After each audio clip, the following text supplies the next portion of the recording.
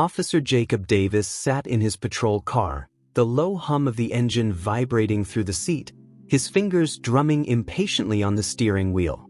The shift had been dull, just like every other night in this quiet corner of town. No real action, no excitement, just the usual rounds in a neighborhood he had long since written off as a lost cause. He sighed heavily, glancing at the dimly lit streets lined with crumbling buildings and shuttered storefronts. He didn't want to be here, never did. In his mind, this was the kind of place that bred trouble. Run down, full of people who didn't seem to care about improving their lives, always blaming others for their problems. His breath hissed through his teeth as he glanced at the clock on his dashboard. Another 3 hours to go before his shift was over, and there was nothing to break the monotony. As he cruised past a closed corner store, a figure caught his eye. A woman stood just outside the door, hunched over slightly, holding a plastic grocery bag in one hand and a cane in the other. She was wearing an oversized coat that swallowed her small frame, and a wide-brimmed hat that cast her face in shadow. To Davis, she looked out of place. Too old to be out this late, too suspicious to be standing there for no reason. What's she doing here at this hour? Davis muttered to himself, narrowing his eyes. Something about her unsettled him. He had long ago developed a sense for trouble, or at least what he thought was trouble, and this woman fit the profile. Loitering, probably homeless, or worse, maybe involved in something illegal. It didn't matter that she looked frail. He knew from experience that appearances could be deceiving. Davis pulled the squad car to a stop across the street, his gaze fixed on her. Watching.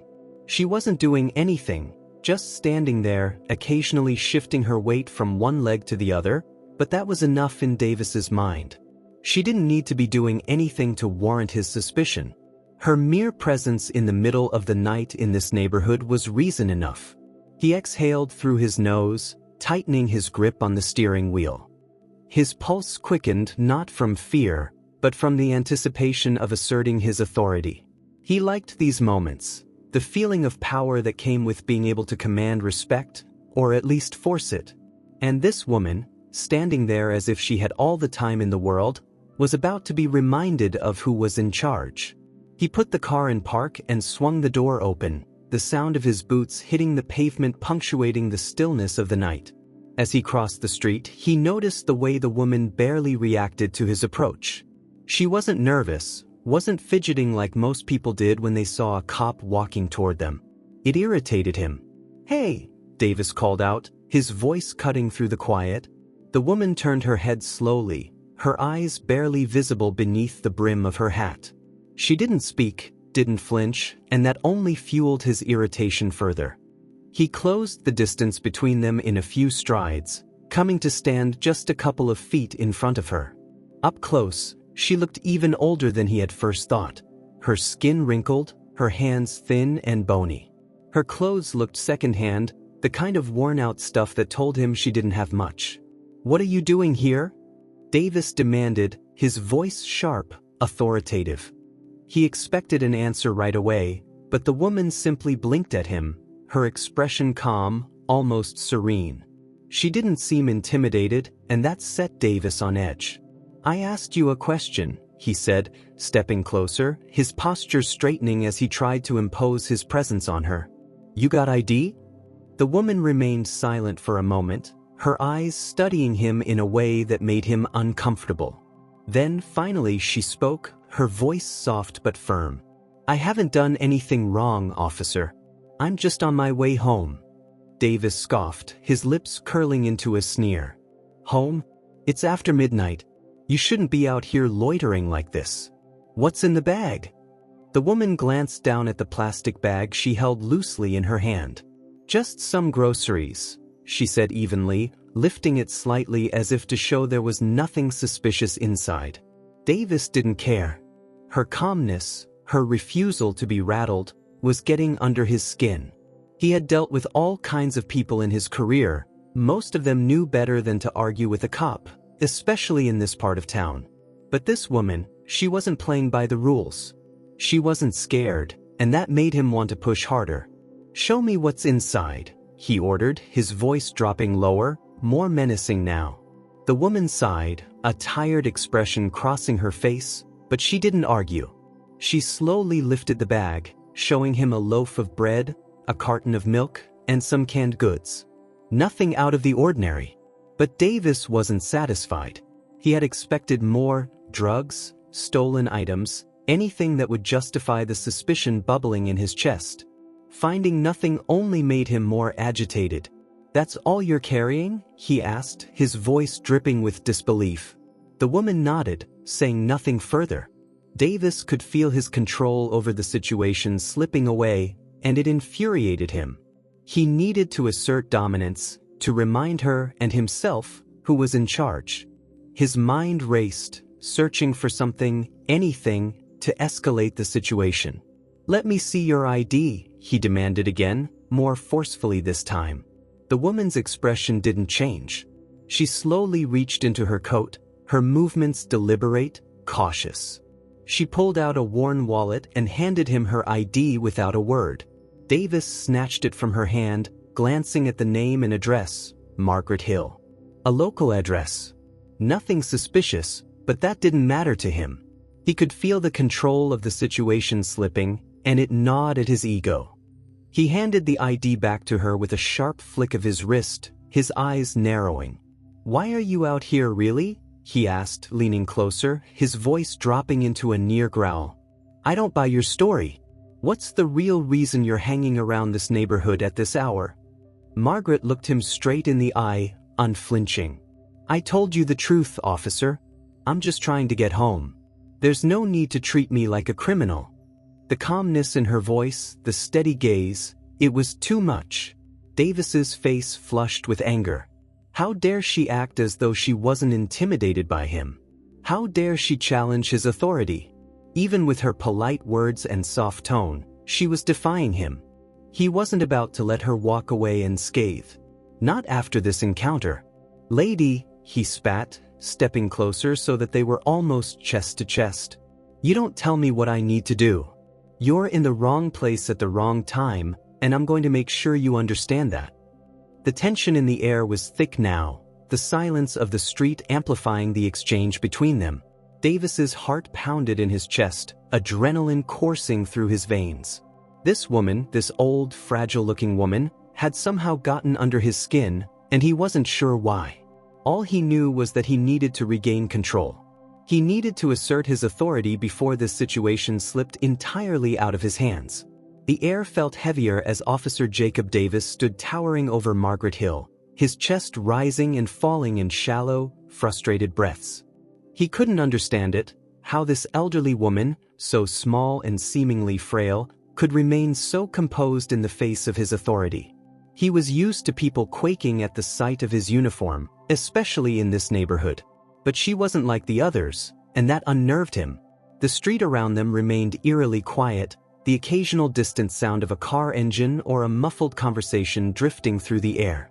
A few pedestrians had passed by, quickening their pace when they saw the confrontation, afraid to be caught in the middle of whatever was about to unfold. The yellow light from the street lamps cast long, warped shadows over the cracked pavement, giving the scene an unsettling feeling, as though it were taking place in some distorted dream. Davis was seething. Every second that Margaret stood there, calm and steady, was another blow to his ego. He could feel his patience wearing thin, his control slipping through his fingers like water. His hands twitched at his sides, fingers itching to make some kind of move, something that would force her to react the way he expected, fearful, obedient, submissive.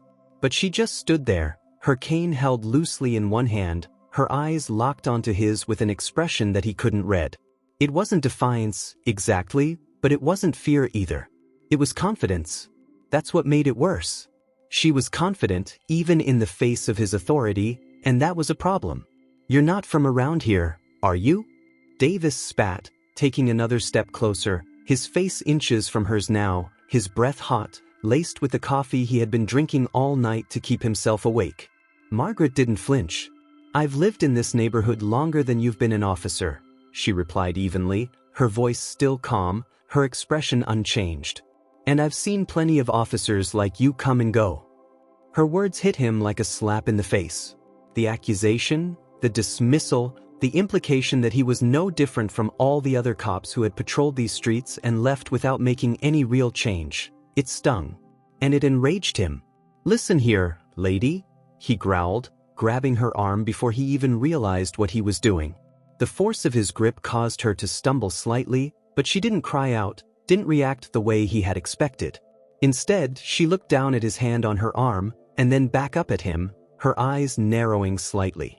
"You need to let go of me," she said softly, her voice taking on a harder edge now. Davis's pulse was pounding in his ears, drowning out the sound of the night around him.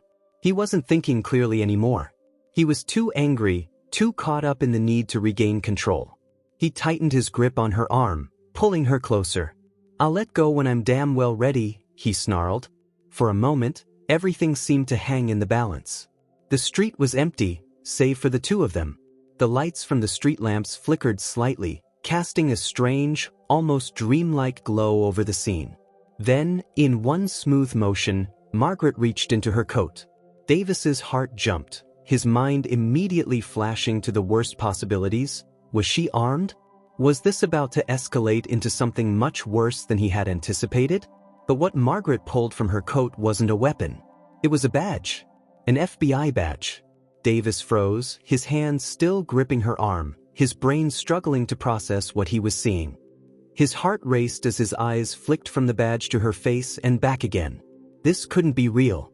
He couldn't have just grabbed an FBI agent like that. He couldn't have made that mistake. But the badge was real, and Margaret's expression told him she wasn't bluffing. "You've made a big mistake, Officer Davis," she said quietly, her voice cold now, all traces of the calm, elderly woman from before gone. In its place was the steely, authoritative tone of someone who had been in control the entire time, someone who had seen the situation coming from the moment he had stepped out of his patrol car. Davis's grip on her arm loosened, and he took a step back, his heart hammering in his chest. His mind raced, trying to find some way out of this, some explanation, some excuse. But there was none.